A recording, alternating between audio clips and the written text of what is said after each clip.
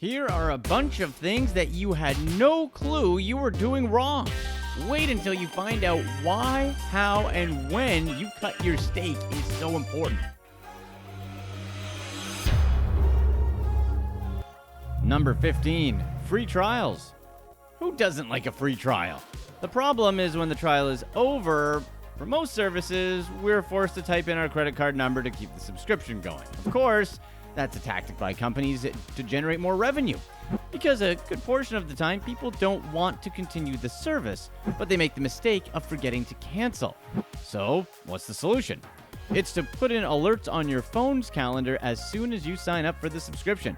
So if it's a 30-day subscription, set an alert for 3 weeks later, and set one on the day it expires.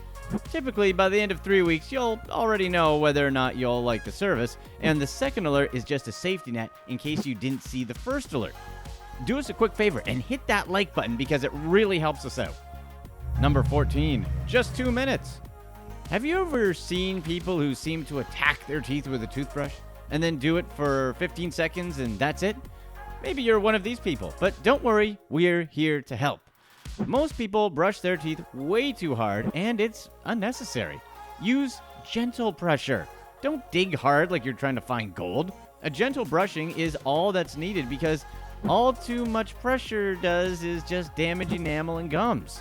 Brush your tongue last because most germs gather there. You'll want to brush your teeth twice a day for at least 2 minutes. The average time spent by most people brushing is only 45 seconds. If it's too boring, just distract yourself listening to your favorite song. And one last thing, don't make the mistake of brushing right after eating. You'll want to wait 30 minutes. Why? It actually does more harm than good. Acid damages teeth, and brushing can accelerate this process, especially after eating very acidic foods. With brushing, you could actually push the acid left over in your mouth deeper into the enamel. Number 13, intermittent fasting. One of the most popular diet trends these days is intermittent fasting. I'm sure you heard of it, but just in case you haven't, we'll explain it. It's basically just eating what you're going to eat in a day in one giant meal, or eating within a specific time frame of, say, 8 hours. So if someone eats within an 8-hour time frame, that means they cannot eat for 16 hours. So how do people get intermittent fasting wrong? Well, the problem is when people don't just limit their fasts to only water. They'll also take vitamins and pills and drink liquids other than just water. With vitamins and pills, if there's a gelatin cap for the supplement, yep, that has calories. The problem with liquids is that people drink diet drinks. The fake sugar is there can still raise insulin levels, much like eating. Basically, there's a lot of hidden calories in a lot of things that we eat.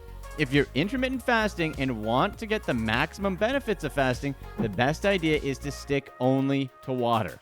Have everything else within your eating window. Number 12, plungers. Who knew that the majority of people use plungers in the wrong way? Most people use the wrong plunger for the job. Taking the first plunger you see and trying to make it work is a pretty common mistake. There are 2 types of plungers. One is made for the toilet. The other one is made for the sink. You've definitely seen both of them before. They're found in any hardware or big box stores. Toilet plungers actually look almost identical to sink plungers, except for one difference. The piece at the head of a toilet plunger. That's a protruding flange. This extra piece is what makes the magic happen. It suctions directly over the toilet drain's unique shape, and you'll want to fill it with water before you start plunging the toilet. Use the other regular plunger for the sink. If you're enjoying these tips, don't forget to hit the subscribe button and the notification bell because you won't want to miss out on our upcoming videos. Number 11, grilling missed steaks. Hosting a party to grill for your friends is something that's fun, but are you sure all your grilling skills are up to par? First, we hope you don't make the rookie mistake of buying lighter fluid or match-light coals. Yep, you'll get a huge fire, but only for a short while. The biggest problem is that you'll get the taste of the lighter fluid on your food. You'll want to go with the good old chimney starter. It's much more efficient, and it gets rid of the need for lighter fluid. And this brings us to the second common mistake. Don't start spreading the coals before the coals are completely gray. Otherwise, food will be cooked unevenly. You'll also want to keep any food away from grease fires. That'll burn char the outside, but the center will remain raw. You'll basically want to build 2 temperature zones. One zone is hot and filled with coals. The other zone is either empty or has a very thin layer of coals. And lastly, don't cook too many different things at once. This could drive you and your friend's stomachs crazy because it leads to things overcooked and undercooked. Stick to grilling one type of food at a time. Number 10, not just a box. When you're too lazy or hungover to cook for yourself, takeout Chinese food is a true savior. What's inside the box is already amazing, but what if we told you the box is as well? What? The boxes aren't just boxes? Surprise, surprise, they fold into a plate. Now, you don't have to deal with the irritation of getting extra plates if you're supposed to be sharing noodles. Just take the box and unfold it to use as a plate. Then, throw it away when you're done. Although, one thing to think about is whether or not you're going to eat everything. That's because if there's food left over, it's just easier to store leftovers in the fridge in the same container. Hey, maybe there is a way to fold it back up, but it definitely sounds messy. Number 9, blender issues. A lot of people use a blender wrong. Most people treat solids and liquids equally, and that's a mistake. You'll want to put the liquid in first and then the solids. This is because the liquid creates a vortex. A lot of people forget about the pulse button as well. It's there in case some bits of food are stuck under the blade. Then there's the final part, which is cleaning the blender. What you don't want to do is let it sit there and dry. Just fill your blender halfway with water, add a drop of liquid dishwashing detergent, and blend. Do it for a few seconds to clear out whatever you just put in. But just remember, this isn't a blender cleanser challenge. Don't drink it. Number 8, no fold zone. If you travel all the time and you hate checking bags, you know the pain of having only so much space. But hey, you've got a lot of stuff to take, so how to fit it all in? Most people make the mistake of folding their clothes to pack their suitcase. That's a mistake. We know it's completely different from what your mom used to tell you, but you're going to have to trust us. You'll want to roll your clothes. You might be thinking, why? Doesn't it take up the same space?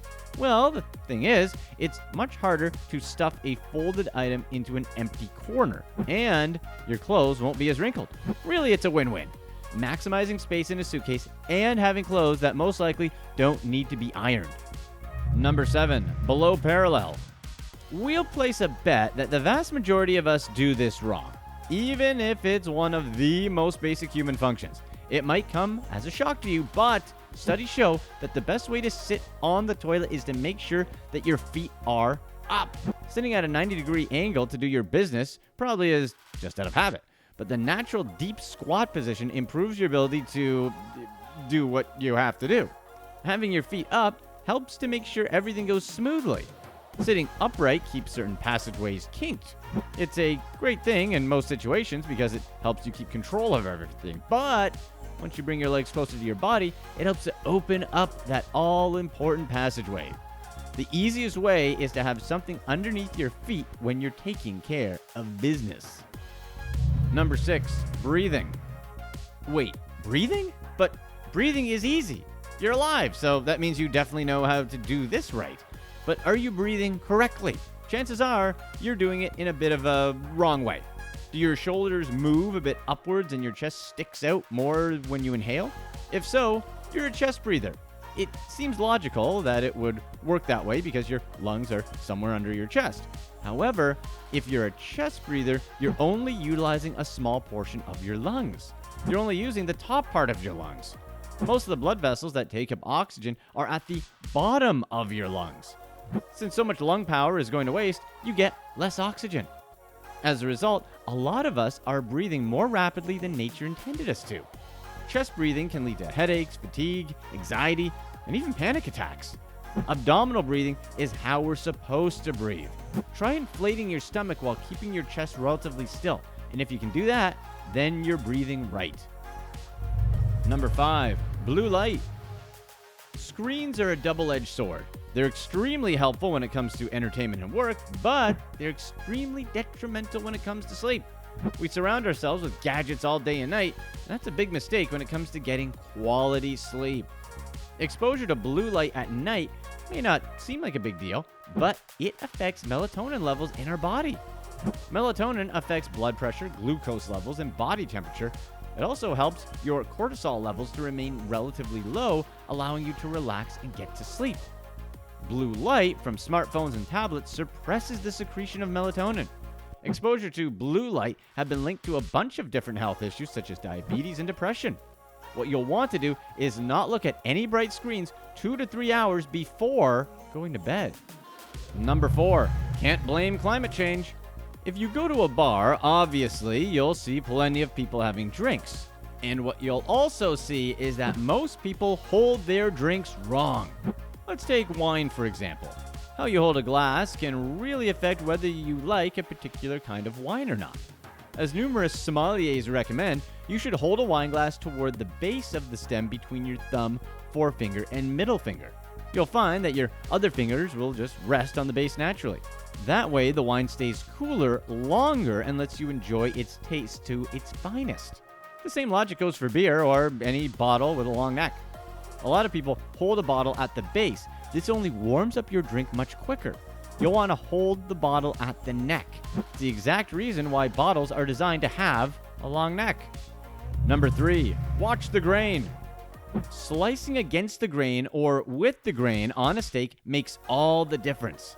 What you want to do is slice against the grain. But why? Let's take a close look at a steak. It's made up of bundles of muscle fibers. On some parts, the grain would be really fine, such as the tenderloin. Muscle fiber bundles are thin enough that they don't form a significant grain. Cuts from weak muscles like these will be pretty much soft and tender no matter how you slice them. However, muscles that moved and supported the animal are much tougher. And this is where you slice, it makes all the difference. Meat is made up of bundles of long muscle fibers that are laid out parallel to one another. Muscle fibers themselves are tough because they have to be. Try and tear a single muscle fiber by stretching it along its length, and you'll have a pretty hard time. On the other hand, pulling individual muscle fibers apart from one another is relatively easy. If you cut with your knife parallel to the grain or along the grain, you end up with long muscle fibers that are tough to chew. Slicing against the grain delivers very short pieces of muscle fibers that are barely held together. Number 2, give it a rest. But before you want to figure out where to slice into your steak, let it rest. It's a big mistake not letting a steak rest. Stop and take 10 minutes to look at the masterpiece you've just created. Okay, you don't actually have to look at it, but you do want to leave it undisturbed for exactly this amount of time.